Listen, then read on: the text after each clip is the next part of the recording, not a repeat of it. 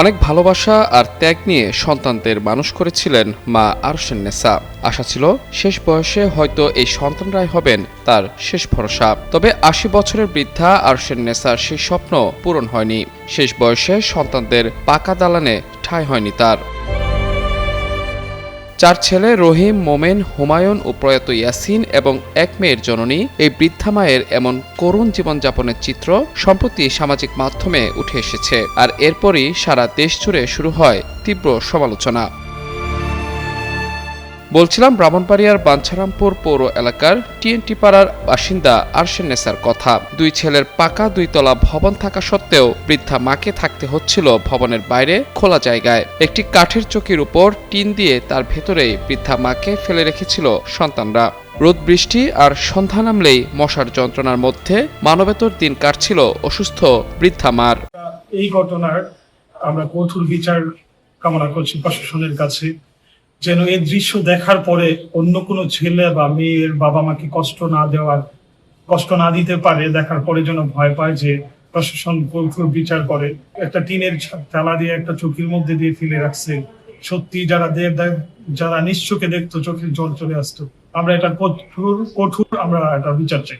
বড় হওয়ার পিছনে সবচেয়ে বড় অবদান আমাদের মা। সে মা আজকে ঘরের বাইরে থাকতে হয়, এটা আসলে আমরা সামাজিকভাবে অনেক আগেই অনুধাবন করছি, কিন্তু আমাদের এলাকার কিছু সমাজ উপকারভোগী ছেলে কালকে আমাদের চোখে আঙুল দিয়ে দেখিয়ে দিয়েছে কিভাবে তুলে ধরতে হয়। বিষয়টি জানার পর উপজেলা নির্বাহী কর্মকর্তা তারিকুল ইসলাম ঘটনাস্থল পরিদর্শন করেন। পরে পরিবারের সদস্যদের সঙ্গে কথা বলে বৃদ্ধা মায়ের জন্য ছেলেদের ভবনের ভেতরে একটি কক্ষে থাকার ব্যবস্থা করা হয়। ভিডিও দেখে জানতে পারি যে একজন বৃদ্ধা মা খুবই অমানবিক অবস্থায় জীবনযাপন করছে। ঘটনাস্থলে গিয়ে আসলে যা দেখতে পাই সেটা ছিল খুবই মর্মান্তিক। একজন বৃদ্ধা মা একটি দালানের পাশে ছোট একটা খুপড়িতে শুয়েছিলেন। এই অবস্থা দেখে তাৎক্ষণিক আমি তার পার্শ্ববর্তী দালানের বসবাসরত ছেলেকে ডাকি।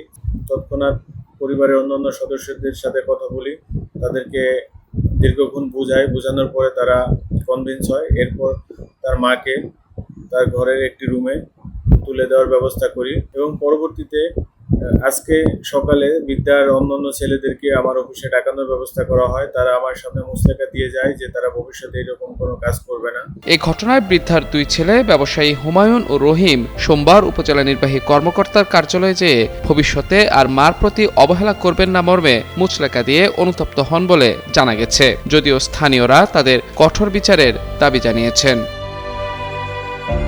মাহমুদুর রহমান, যুগান্তর নিউজ।